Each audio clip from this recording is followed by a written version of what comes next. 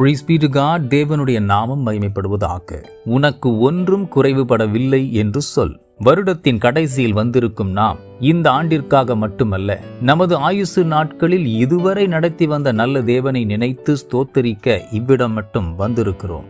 நன்றியறுதலான உள்ளத்தோடு அவரை நோக்கி தொழுது கொள்ள இம்மட்டும் நம்மை நடத்தி கொண்டு வந்த எபினேசருக்கு ஓர் நன்றியின் ஆராதனை. எத்தனையோ நிறைவுகள் நிறைந்திருக்க மனிதர்களின் மனம் ஏனோ குறைவுகளையே நோக்கி பழகிவிட்டது. அத்தகைய எண்ணமே மேலும் நலிவடையவும் செய்து விடுகிறது.